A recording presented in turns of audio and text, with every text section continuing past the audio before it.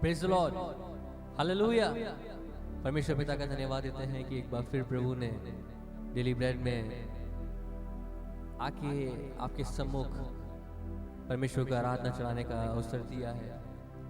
इस समय है जब हम मिल के प्रभु को आराधना स्तुति चढ़ाएंगे और प्रभु के दास के द्वारा उसके वचन को सुनेंगे। आइए हम आरंभिक प्रार्थना करेंगे, अपने सरों को झुकाएं और हम प्रार्थना करेंगे। दयालु स्वर्गीय पिता, बड़ी विनम्रता के साथ हम तेरे पास आते हैं खुदा।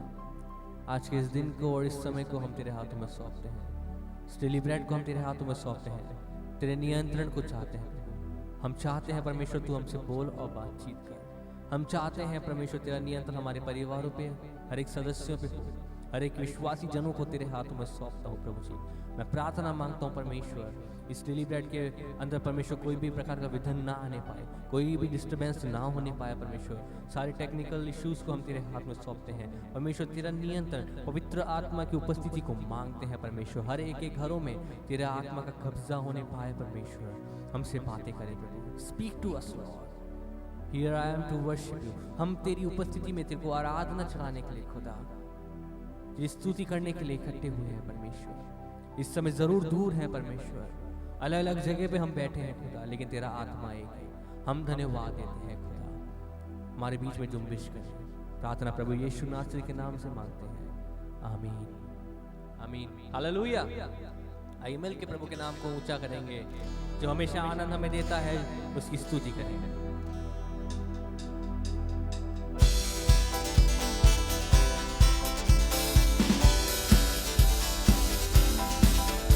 ताली बजा के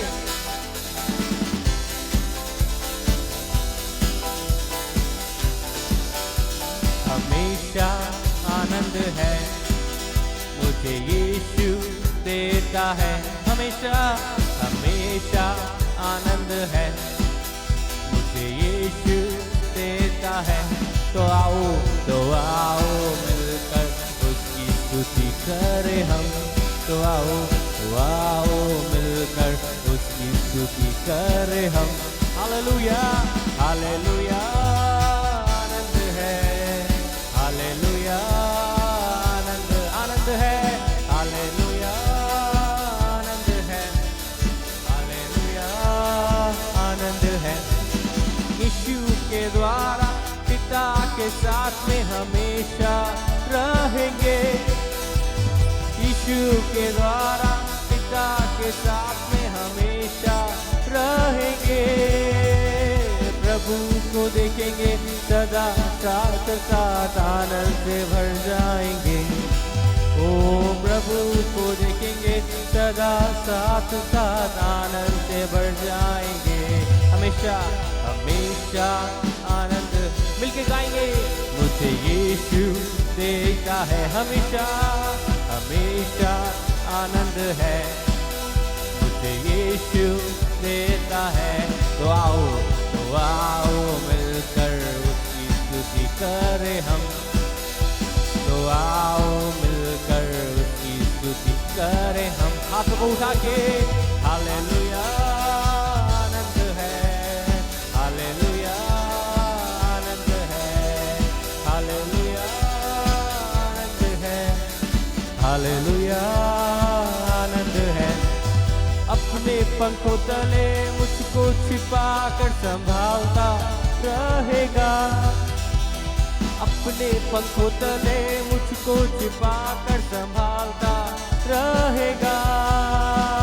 उसका वचन है आत्मा की तलवार, मार्ग वो ही है। ओ उसका वचन है आत्मा की तलवार, मार्ग वो ही है।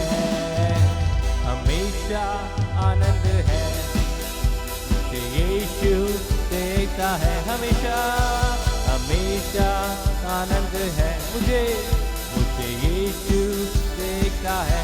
आओ मिलके करेंगे। आओ मिलकर उसकी स्तुति करें हम। एक मन होके आओ मिलकर उसकी स्तुति करें हम। हालेलुया हालेलुया आनंद है। हालेलुया आनंद आनंद है।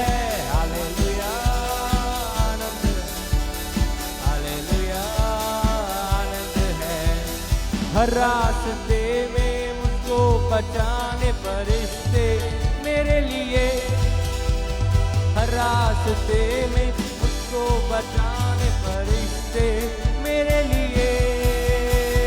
ना लगे पत्थर पाँव में मेरे, हाथों में उठाएंगे, ना लगे पत्थर पाँव में मेरे, हाथों में उठाएंगे। हमेशा आनंद है मुझे यीशु देखा है, ताली बजाते हुए। हमेशा आनंद है मुझे यीशु देखा है। आओ मिलके करें, आओ मिलकर उसकी स्तुति करें, उसकी स्तुति। आओ मिलकर उसकी स्तुति करें हम। हालेलुया हालेलुया आनंद है, हालेलुया आनंद है, हालेलुया आनंद है, हालेलुया आनंद है, हालेलुया हालेलुया आनंद है, हालेलुया आनंद है। ओह हालेलुया आनंद है, हालेलुया आनंद है। हालेलुया। ताली बजा के परमेश्वर की आराधना करें। Praise the Lord, we praise you Lord. Hallelujah hallelujah आनंद है, आनंद है। यस फादर, हालेलुया आनंद है। आइए प्रभु की आराधना में खो जाएं। प्रभु को बोले, परमेश्वर मैं तेरे लिए प्यासा हूं, तेरी दया को चाहता हूं, तुझे मैं और खोना चाहता हूं, तुझे मैं और खोना चाहती हूँ। बहने दे आशीषों को फिर से नया कर दे, खोने दे तुझ में मुझे। आंखों को बंद करके तू धो के शुद्ध कर दे, बहने दे आशीषों को फिर से नया कर दे, खोने दे तुझ में मुझे, तू धो के शुद्ध कर दे। प्यासा हूँ तेरे लिए, जीवन का जल पिला दे मुझे। प्यासा हूँ तेरे लिए, तेरे लिए, जीवन का जल पिला दे मुझे। तेरे सामने झुकता हूँ, तेरे आगे रोता हूँ, मेरे दिल की हर एक बात तू जानता है। तेरी मर्जी मुझ में हो, मेरा हर दिन तेरा हो। यीशु तेरे लिए मैं जीऊंगा, तेरे सामने झुकता हूँ, तेरे आगे रोता हूँ, मेरे दिल की हर एक बात तू जानता है। तेरी मर्जी मुझ में हो, मेरा हर दिन तेरा हो। यीशु तेरे ही लिए मैं जीऊंगा।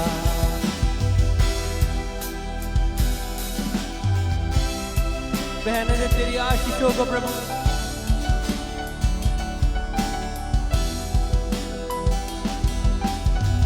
होने दे तुझ में मुझे, तू धो के शुद्ध कर दे। बहने दे आशीषों को फिर से नया कर दे।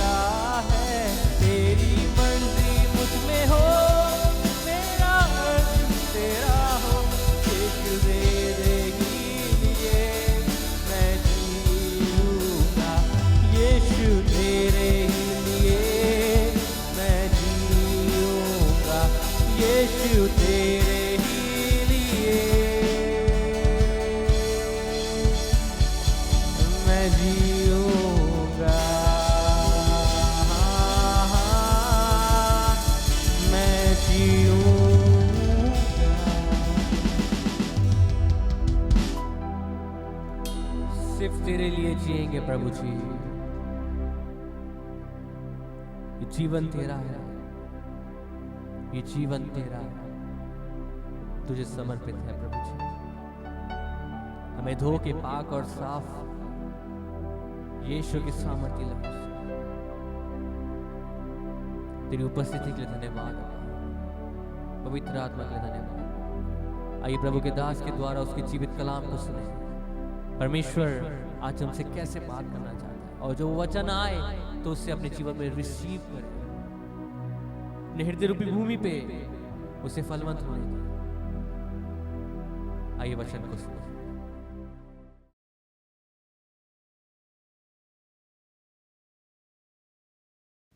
अभी हम देख रहे थे कि आपने एक बहुत अच्छी आराधना प्रभु को चढ़ाई है, उसके लिए प्रभु को धन्यवाद। और आशा करता हूं आप सब अच्छे होंगे और परमेश्वर का वचन सुनने के लिए आप तैयार हैं। तो आइए हम परमेश्वर के वचन की ओर चलते हैं और मत्ती रचित सुसमाचार उसके 12वें अध्याय के 46 पद से लेकर 50 पद तक आज शाम पढ़ें। जब वह भीड़ से बातें कर ही रहा था तब उसकी माता और भाई बाहर खड़े थे और उससे बातें करना चाहते थे। किसी ने उससे कहा, देख तेरी माता और तेरे भाई बाहर खड़े हैं और तुझसे बातें करना चाहते हैं। ये सुनकर उसने कहने वालों को उत्तर दिया, कौन है मेरी माता और कौन है मेरा भाई? और अपने चेलों की ओर अपना हाथ बढ़ाकर कहा, देखो मेरी माता और मेरे भाई ये हैं, क्योंकि जो कोई मेरे स्वर्गीय पिता की इच्छा पर चलता है वही मेरा भाई और मेरी बहन है और मेरी माता है। Praise the Lord. मेरे अजीजों, आज शाम एक विशेष संदेश मैं आपको देना चाहता हूं। यदि आप, जैसा आप जानते हैं कि इस दुनिया में यदि कोई व्यक्ति बहुत ज़्यादा फेमस हो जाए तो लोग उसके साथ सेल्फी खिंचाना, उसके साथ फोटो खिंचाना, और अगर हाथ मिला करके या गले मिलकर सौभाग्य मिल जाए फोटो खिंचाने का या गिफ्ट देते हुए, तो जरूर उसका लाभ उठाते हैं। यानी एक उच्च व्यक्ति के साथ जो बहुत ज़्यादा फेमस हो गया हो, उसके साथ अपने रिश्ते को जोड़ना हर व्यक्ति सौभाग्य समझता है। मेरे अजीजों, आज अगर हमें मौका मिले कि हमारे देश के प्रधानमंत्री के साथ थोड़ा समय बिताने का, तो अवश्य रूप से हम उनके साथ सेल्फी खिंचाएंगे या हम उनके साथ फ़ोटो खिंचाएंगे और उस फोटो को संभाल के रखेंगे, और यानी हम उनके साथ एक निकटतम संबंध है, ये बात दुनिया को बता देंगे, अपने उस पर भी डालेंगे, स्टेटस पे भी डालेंगे, और हम इस बात को छुपाएंगे नहीं। क्या आप मेरे साथ हैं? तो आप इस बात को आज शाम मैं आपको बताना चाहता हूं। यीशु मसीह इस दुनिया में सबसे ख्याति प्राप्त व्यक्ति है। जब वो अपनी देह के दिनों में था तब भी बहुत सारे दीवाने यीशु मसीह के थे, और बहुत सारे लोग यीशु को छूना चाहते थे, यीशु से मिलना चाहते थे, यीशु को देखना चाहते थे।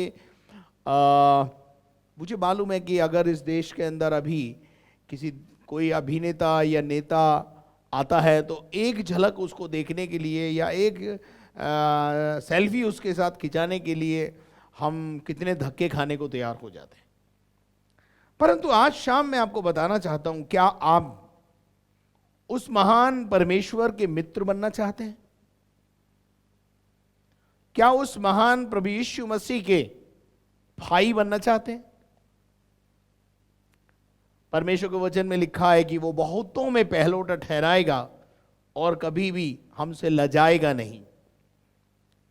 मेरे अजीजों, आज शाम यदि आप उसके मित्र बनना चाहते हैं, कुटुंबी बनना चाहते हैं, उसके रिश्तेदार बनना चाहते हैं, तो मैं आज शाम आपके लिए एक संदेश लेकर आया हूं।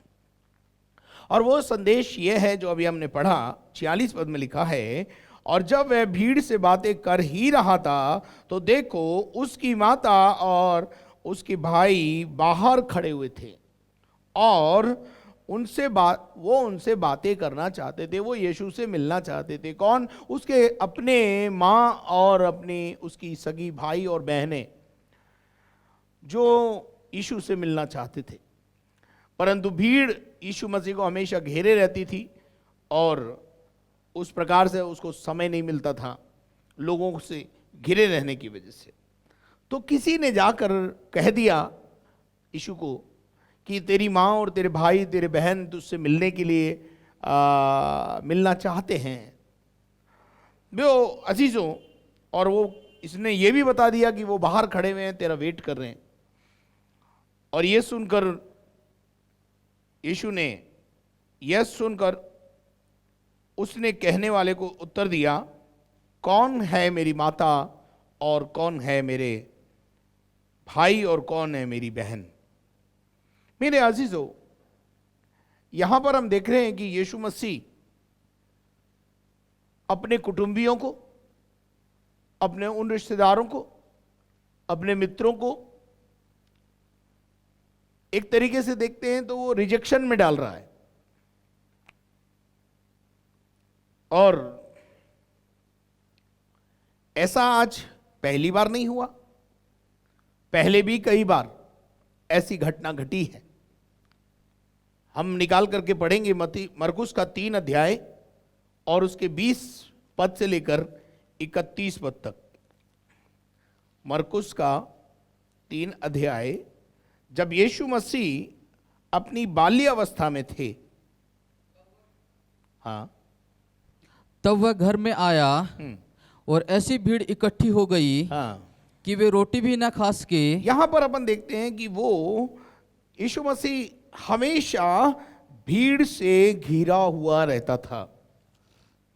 और जब उसके कुटुंबियों ने यह सुना तो वे उसे पकड़ने के लिए निकले, हाँ, क्योंकि वे कहते थे कि उसका चित्त ठिकाने नहीं है। हाँ, यहां अपन देखते हैं कि यहां भी यीशु मसीह के कुटुंबी उससे मिलना चाहते थे, परंतु यहां जो है कुटुंबियों का लक्ष्य क्या है?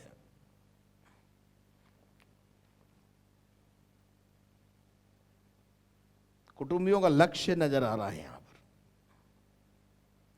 मैं ऐसा पढ़ते पढ़ते सोच रहा था, मैं बोला प्रभु यीशु मसीह ने ऐसा क्यों कह दिया कि कौन मेरे भाई, कौन मेरा माँ, कौन मेरे पिता।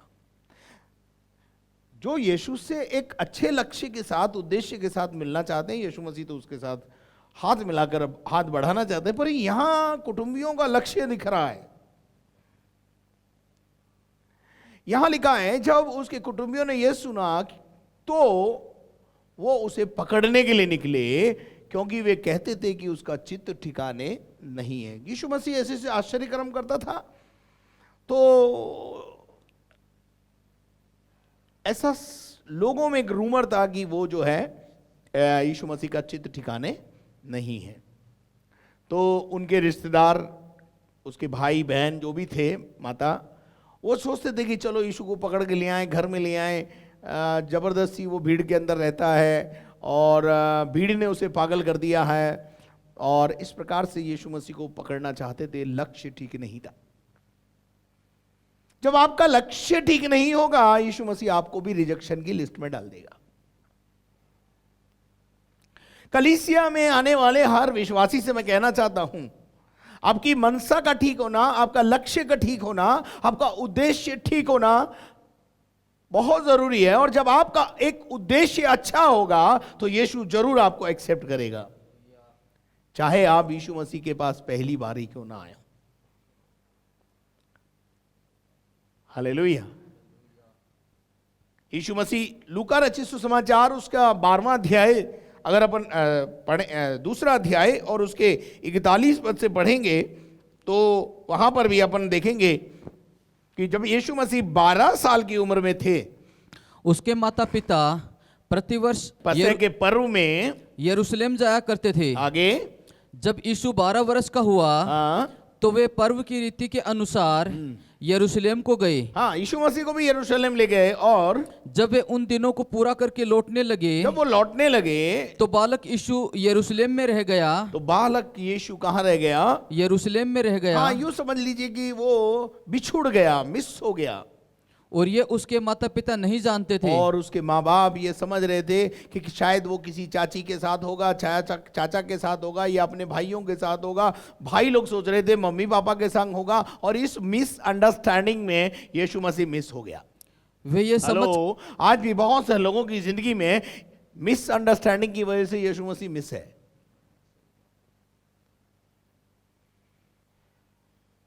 पति सोचता है पत्नी ने दुआ कर ली होगी, उसकी दुआ से मेरा काम चल जाएगा। पत्नी सोचती है पति ने कर ली होगी, उसकी दुआ से मेरा काम चला जाएगा। कई बार मैंने ऐसा सुना है कि पति बोलता है कोई बात नहीं जी, मेरी पत्नी तो बहुत प्रार्थनावादी का है, और जब ये स्वर्ग जाएगी तो मैं इसकी टांग पकड़ के चला जाऊंगा। उसकी टांग यहीं पड़ी रहेगी भाई।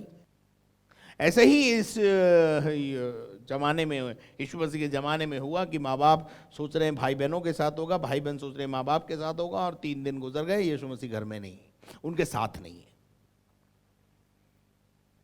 और फिर जब वापस यीशु मसीह को ढूंढने निकले तो यीशु मसीह मंदिर में मिला। और मंदिर में क्या कर रहा था? शास्त्रार्थ कर रहा था। और उस 12 साल की अवस्था में जब शास्त्र खोलकर और शास्त्र के बातों को वो लोगों से कर रहा था तो सब लोग आश्चर्यचकित थे। और फिर वहां भी किसी ने जाकर के कह दिया कि वो तेरे भाई और तेरे बहन तुझे ढूंढते हैं। तब देखेंगे जरा हम इस आयत को। तब वे उसे देखकर चकित हुए। हाँ, और उसकी माता ने उससे कहा, हाँ, हे पुत्र, तूने हमसे क्यों ऐसा व्यवहार किया? तूने हमारे साथ ऐसे क्यों किया बेटा, बता। हाँ, देख तेरा पिता हाँ, देख तेरे पिता और मैं कूदते हुए तुझे ढूंढते थे। मैं तुझे ढूंढते ढूंढते यहाँ पहुंचे हैं। और उसने उनसे कहा, हाँ, तुम मुझे क्यों ढूंढते थे? हाँ, एक और बात लिखी है यहाँ पर कि देख तेरा पिता और मैं कूदते हुए तुझे ढूंढते थे।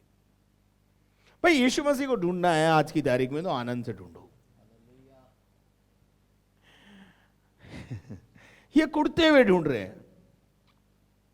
हाँ, नेचुरल है, शारीरिक रूप से माँ बाप होने की वजह से शायद ये यीशु मसीह पर गुस्सा कर रहे होंगे, बोल रहे होंगे देखो उसको इतनी भी समझ नहीं है कि हम वो कितने परेशान हो गए हैं, ये उनका कुड़ना होगा।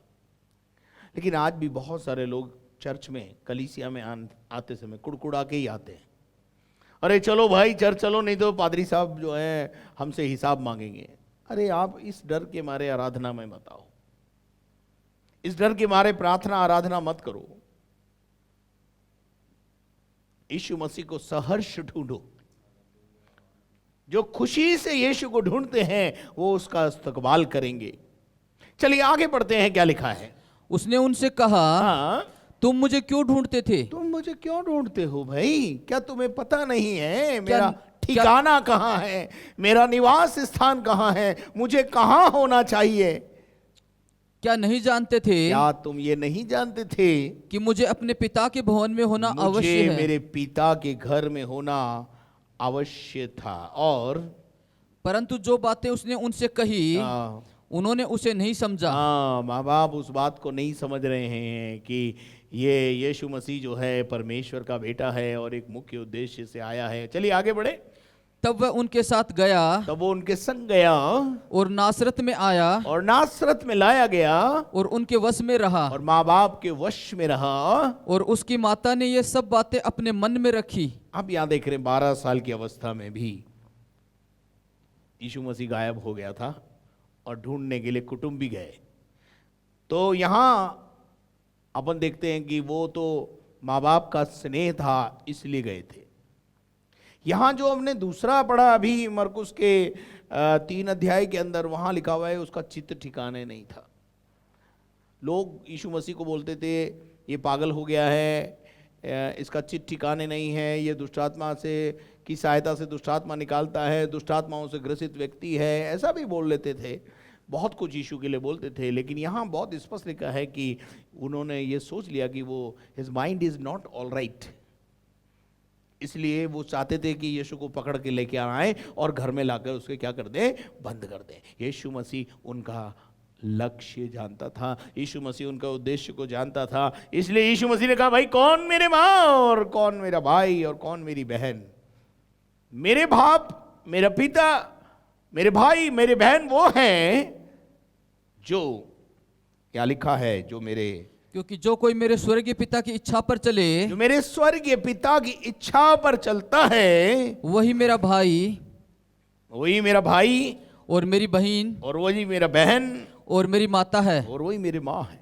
मेरे माँ बाप भाई बहन वो हैं जो परमेश्वर की वचन को सुनते और उसकी इच्छा पर चलते हैं।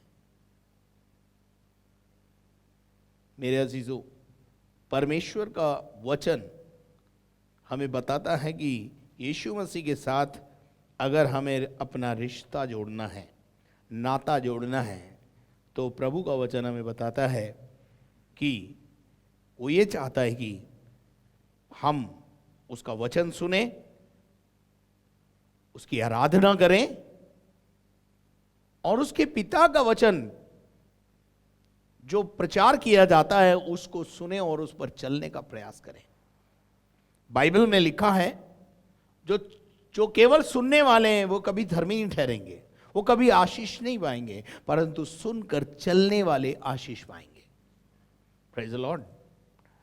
तो हम यहां पर देख रहे हैं कि प्रभु का वचन कहता है कि कौन मेरी मां, कौन मेरा भाई, कौन मेरी बहन। पढ़िएगा मत्ती का 13 अध्याय उसका 55 और 56 पद। कुछ और आए तो जो आपको बता देना चाहता हूं कि यीशु मसीह, अब कुछ लोगों का कहना है कि यीशु मसीह के कोई भाई नहीं था, कोई बहन नहीं थी, पर बाइबल ऐसा नहीं बताती। बाइबल बताती है उसके बहुत सारे कुटुंबी थे, उसका घर था। आगे बढ़िए। क्या यह बढ़ई का बेटा नहीं? क्या ये बढ़ई का बेटा नहीं है? और क्या इसकी माता का नाम मरियम? क्या इसकी मां का नाम मरियम? और इसके भाइयों के नाम याकूब, उसके भाइयों के नाम याकूब, यूसुफ, शिमोन और यहूदा नहीं? यहूदा नहीं है। और क्या इसकी सब बहनें हाँ? हमारे बीच में नहीं रहती? क्या इसके और भाई बहन हैं, जो बहनें भी हैं जो हमारे मध्य में नहीं रहती? फिर इसको ये सब कहां से मिला? इसको ये सब कुछ कहां से मिला? जो यीशु के जीवन में, यीशु के पास था, उसको देखकर लोग विचलित थे और कहने लगे देखो ये तो बहुत साधारण आदमी है, इसके माँ बाप भाई बहन हमारे बीच में रहते हैं, हमारे मोहल्ले में रहते हैं और सभी साधारण है, लेकिन ये विचित्र है, ये अलौकिक है।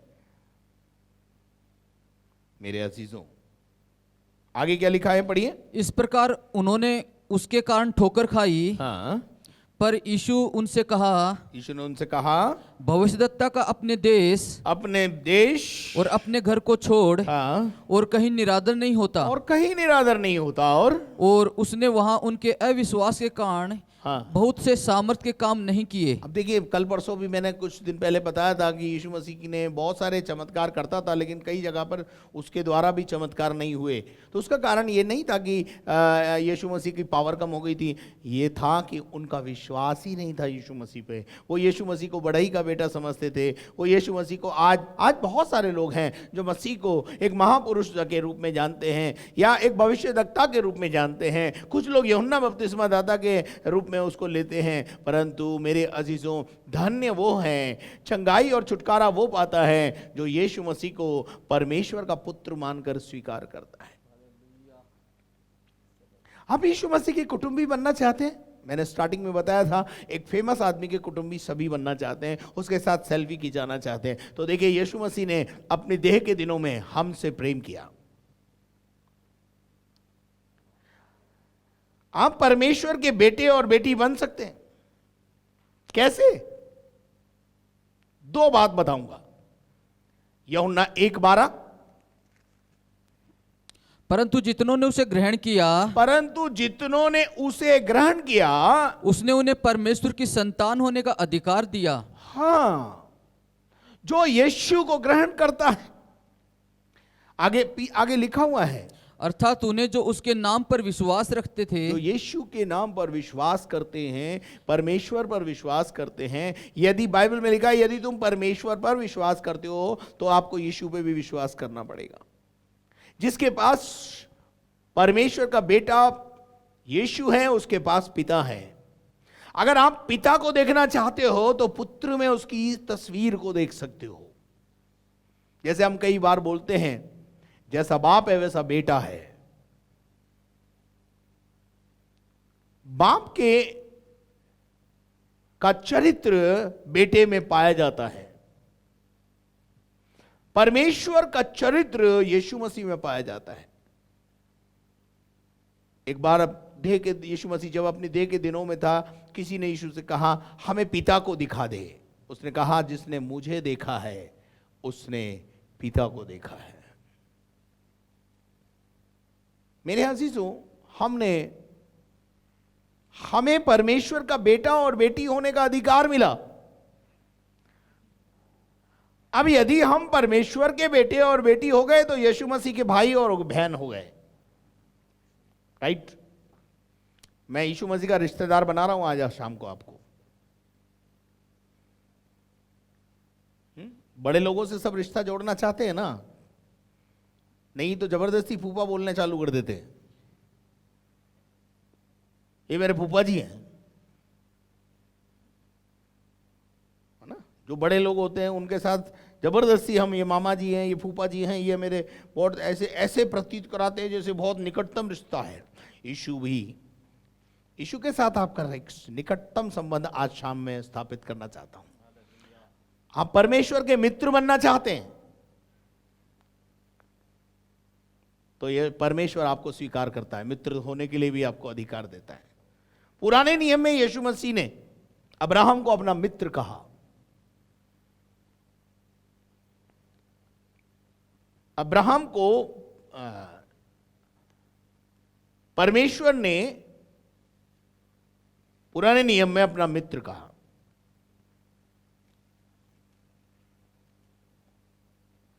यदि आप उसके मित्र बनना चाहते हैं तो वो आज भी आपसे मित्रता करने को तैयार है। मसीह जगत में एक गीत है, यीशु कैसा दोस्त प्यारा, दुख और बोझ उठाने को। वो हमारा ऐसा मित्र नहीं है जो हमें दुखों में छोड़कर चला जाए। यीशु मसीह के साथ आपका जो रिश्ता है वो एक भाई बहन का रिश्ता इस आयत के अनुसार स्थापित होता है।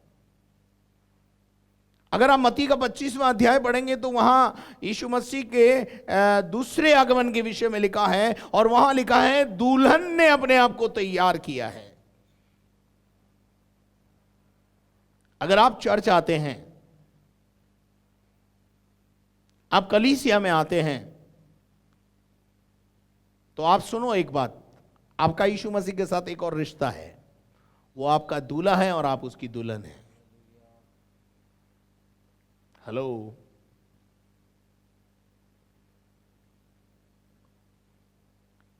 रोमियो 8:14 में लिखा है, पढ़िएगा रोमियो 8:14। इसलिए कि जितने लोग परमेश्वर की आत्मा के चलाए चलते हैं, हाँ, वही परमेश्वर के पुत्र हैं। वे ही परमेश्वर के बेटे और बेटियां। तो आप देखिए कि आप परमेश्वर के साथ और यीशु मसीह के साथ अपने निकटतम रिश्तों को कायम कर सकते हैं। आप उसके मित्र बन सकते हैं, आप उसके बेटे और बेटी बन सकते हैं, आप उसकी दुल्हन बन सकते हैं। हालेलुया। आप उसके छोटे भाई और बहन बन सकते हैं। किसके? यीशु मसीह के। कैसे? उसके राज्य में जन्म लेकर, परमेश्वर के राज्य में जब जन्म हो जाता है तो यीशु मसीह के साथ हमारा एक संबंध स्थापित हो जाता है।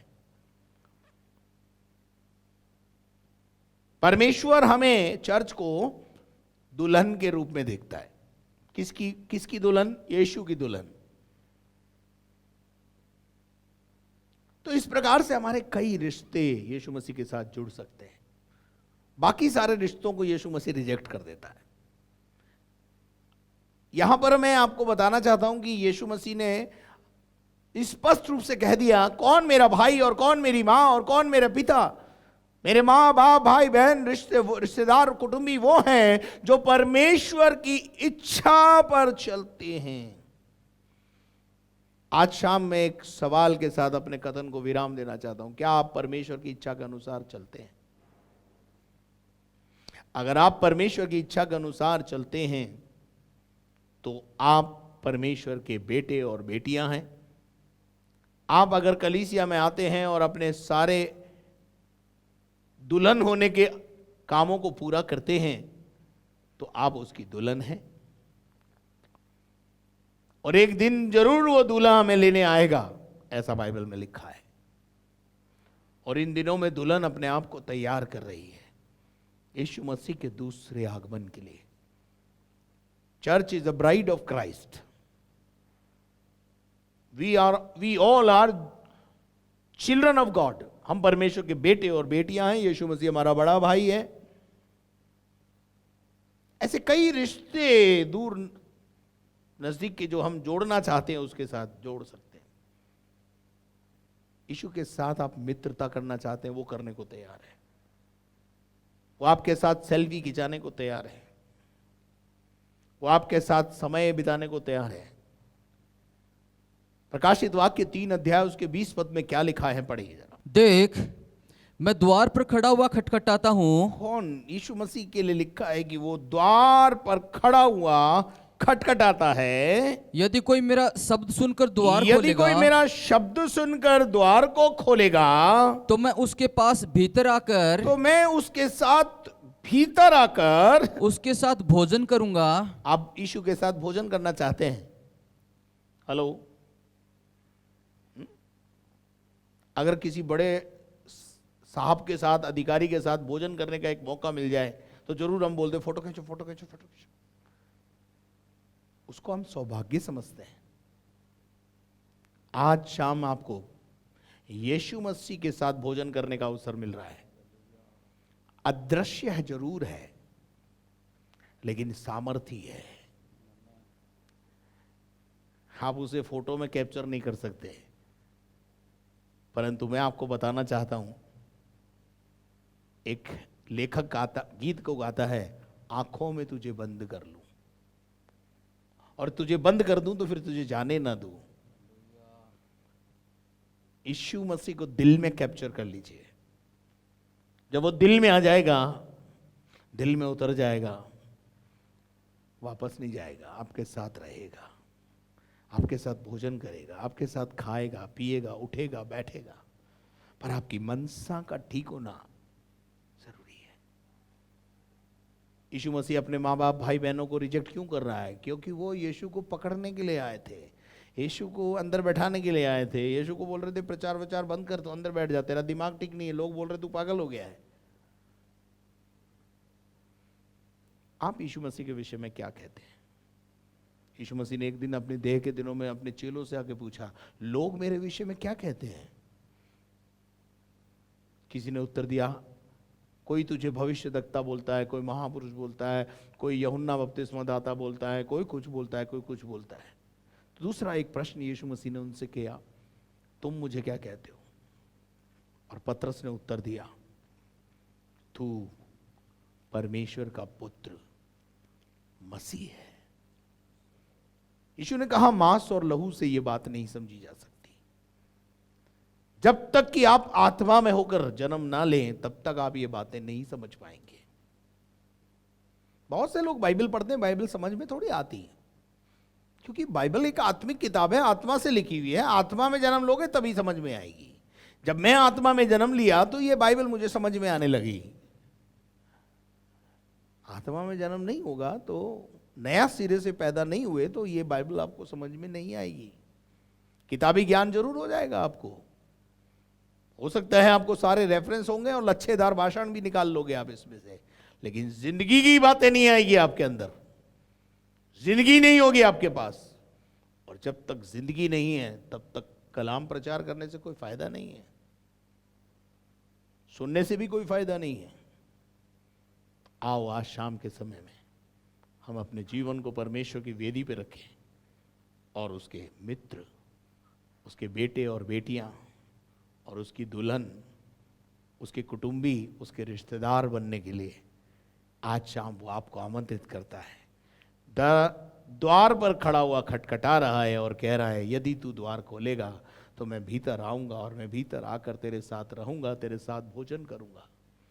तू खूब मेरे साथ सेल्फी खिंचाना, तू मेरे साथ समय बिताना. Are you ready for that? Yeshu को पकड़ने के चक्कर में यीशु ने इनको क्यों रिजेक्ट किया? उनकी मनसा ठीक नहीं थी. यीशु को पकड़ के ले जाके प्रचार प्रचार बंद करा के यीशु मसीह को एक कमरे में बंद करना चाहते थे ये, क्योंकि लोग ऐसा बोलते थे कि इसका चित्त ठिकाने नहीं है. मैंने कई रेफरेंस देकर आपको समझाने की कोशिश की. आशा करता हूं आपको समझ में आया होगा. यीशु आपका मित्र बनना चाहता है। यीशु आपका अच्छा पड़ोसी बनना चाहता है। यीशु आपका अच्छा चरवाहा बनना चाहता है। यीशु आपका बड़ा भाई बनना चाहता है। यीशु आपका बहुत निकटतम रिश्तेदार बनना के लिए तैयार है। यदि आप द्वार खोलें, यदि आप उसके साथ अपनी मनसा को ठीक रखें, तो आज वो आपको सुनने, आपको एक्सेप्ट करने को तैयार है। यीशु मसीह ने अपने माँ बाप भाई बहन को रिजेक्ट कर दिया क्योंकि वो अच्छी मनसा से परमेश्वर के पास, यीशु के पास नहीं आए थे। आप किस मनसा से आज कलीसिया में आते हैं? शादी करने,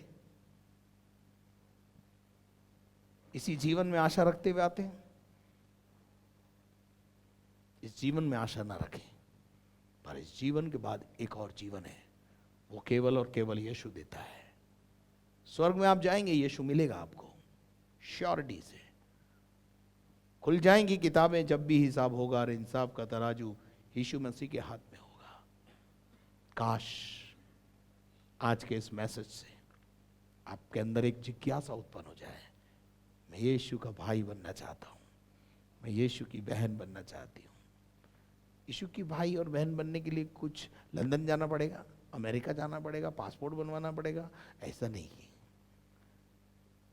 वचन सुनना और वचन पर चलना, स्वर्गीय पिता की इच्छा पर चलना शुरू कीजिए। यीशु के साथ मित्रता हो जाएगी, यीशु के साथ घनिष्ठ संबंध हो जाएगा। यीशु का लहू हमें एक कर देता है। यीशु के लहू को जब हम पीते हैं, हम उसके साथ वैसे ही हो जाते हैं जैसा उसका डीएनए, वैसा हमारा डीएनए हो जाएगा। Praise the Lord. आपका डीएनए चेंज क्यों नहीं हो रहा? आप यीशु के साथ ठीक रीति से मर्जर नहीं हुए हो। जो यीशु के साथ ठीक रीति से मर्जर हो जाते हैं, वो आशीष का कारण बनते हैं। आइए अपनी आंखों को बंद करें, दुआ करें। स्वर्गीय दयालु पिता, हम तेरा धन्यवाद, तेरी स्तुति, तारीफ, महिमा, प्रशंसा करते हैं सुंदर समय के लिए। आए हुए समय से लेकर प्रभु अब तक आपने हमें संभाला, एक अच्छी आराधना और वचन में से कुछ गूढ़ बातों को समझने के लिए बल, शक्ति और सामर्थ्य दिया। हम तुझसे रिश्ता कायम करना चाहते हैं। हम तेरी दुल्हन बनना चाहते हैं, हम तेरे बेटे और बेटियां बनना चाहते हैं, हम तेरे छोटे भाई बनना चाहते हैं। परमेश्वर तू हमारे साथ हो, हमारी सहायता कर प्रभु। इस कोविड-19 से हमारी रक्षा और मदद कर। अब तक तूने संभाला है, आगे भी संभाल प्रभु। यीशु के नाम से पिता मैं प्रार्थना करता हूं, इस समय जिनके आज जन्मदिन है और जिनके आज मैरिज एनिवर्सरी है, सभी को आशीषित कर। सारा आदर, मान, सम्मान, गौरव तुझे देते हैं। प्रार्थना को यीशु मसीह के नाम से मांगते हैं, आमीन। और अब हमारे खुदावंद यीशु मसीह का फजल, खुदा बाप की मोहब्बत, पाक रूह की रिफाकत और शराकत अब से लेकर हमेशा तक हम सबों के साथ हमेशा तक होती रहे। और हम सब बोले आमीन। May God bless you. परमेश्वर आप सबको आशीष दे। यदि आपने हमारे चैनल को सब्सक्राइब नहीं किया तो सबसे पहले आप सब्सक्राइब करें, बेल आइकन को दबाएं, शेयर करें, लाइक करें। और यदि प्रार्थना के निवेदन देना चाहते हैं तो प्रार्थना टावर के नंबर स्क्रीन पर हैं। और यदि आप हमारा सेवकाई में साथ देना चाहते हैं तो हमारे लिए प्रतिदिन प्रार्थना करें। और आर्थिक सहयोग के लिए बैंक अकाउंट की डिटेल स्क्रीन पर है। Thank you very much and may God bless you. घर में रहिए, सुरक्षित रहिए।